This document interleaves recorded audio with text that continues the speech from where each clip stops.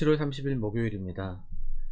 출애굽기 8장 개구리 이파리 재앙이라는 주제로 말씀을 나누겠습니다.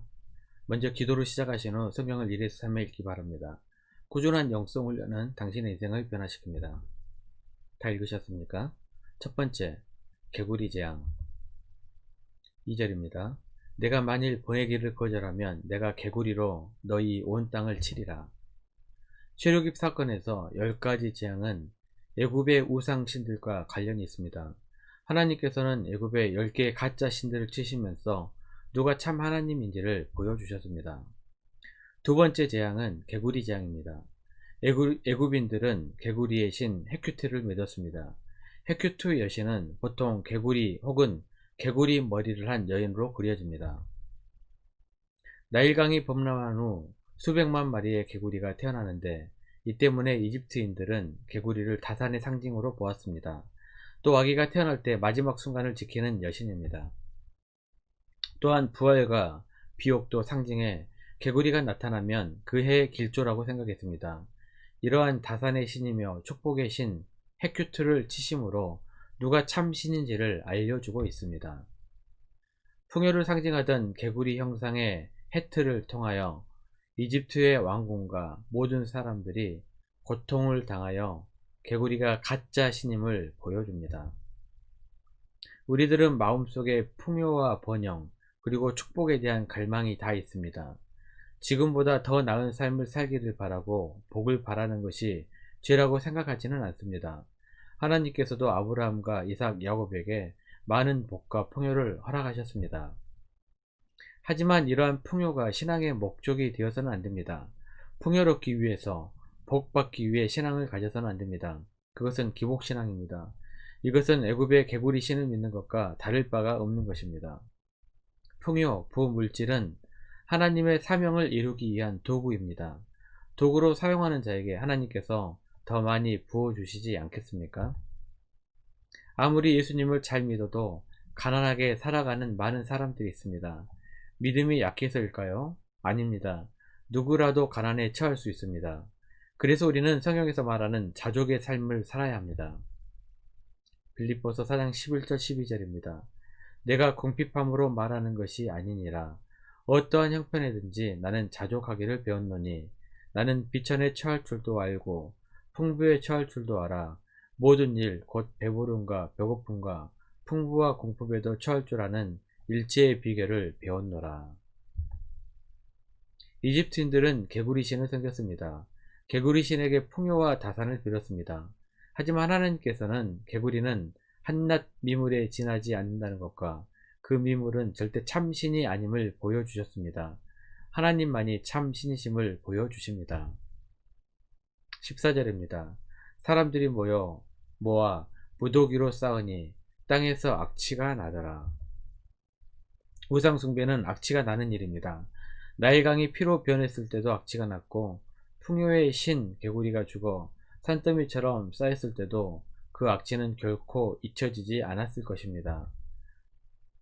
두 번째, 이 재앙. 16절입니다. 여호와께서 모세에게 이르시되 아론에게 명령하기를 내 지팡이를 들어 땅에 티끌을 치라 하라. 그것이 애굽 온 땅에서 이가 되리라. 세 번째 재앙은 이 혹은 모기 재앙입니다. 우리나라 성경에서는 이로 번역했지만 영어 성경은 이와 모기 양쪽으로 번역을 합니다. 이든지 모기든지 절대 쉽지 않았을 것입니다. 캐나다 드럼헬러라는 지역에 간 적이 있습니다. 우리나라 우왕리처럼 공룡 서식지였던 곳입니다. 해만 지면 모기들이 사람들에게 달려드는데 잠깐만에 온몸에 모기를 물려 고생한 적이 있습니다. 그때 얼마나 괴로웠는지 공룡이 멸종된 이유는 모기 때문이 아닐까라는 엉뚱한 생각까지 할 정도였습니다. 이든지 모기든지 여기서 중요한 것은 이가 아니라 땅입니다. 하나님께서는 땅에 티끌을 치신 것입니다. 앞으로 우리나라 성경에 따라 이 재앙으로 부르겠습니다. 애굽인들은 땅의 신을 믿었고 농사를 지을 때 땅의 신에게 감사를 드렸습니다. 땅은 생명과 풍요를 의미하고 있었기 때문입니다.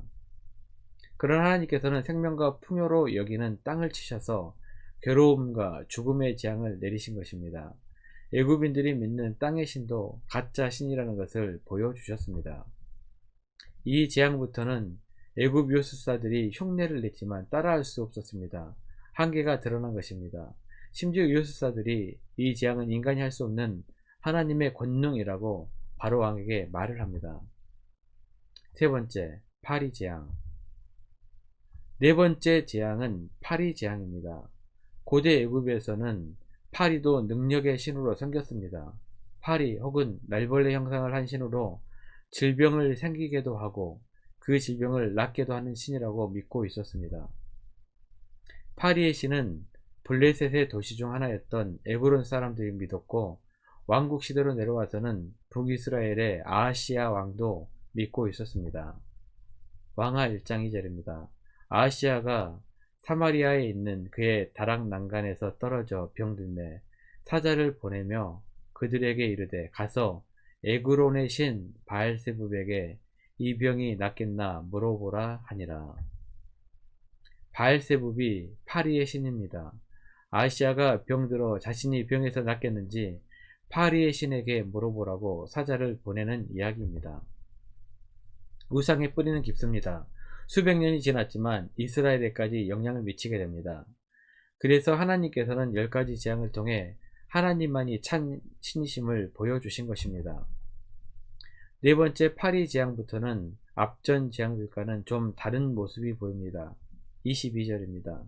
그날에 나는 내 백성이 거주하는 고센 땅을 고별하여 그곳에는 파리가 없게 하리니 이로 말미암아 이 땅에서 내가 여호와인 줄을 내가 알게 될 것이라. 아마도 첫 번째부터 세 번째 재앙까지는 애굽이나 이스라엘이나 구별 없이 재앙의 영향권 아래에 있었던 것 같습니다. 그러나 하나님께서는 파리 재앙부터는 하나님의 백성을 구별하시기 시작합니다. 고통받고 있는 상태에서 고통이 면제되면 우리는 감사를 느끼게 됩니다. 이스라엘 백성들은 하나님의 능력을 경험하며 참 하나님이심을 알고 감사했을 것입니다. 반면 함께 고통받다 누군가는 면제되고 나만 고통을 받게 되면 그 고통은 더욱 크게 느껴집니다.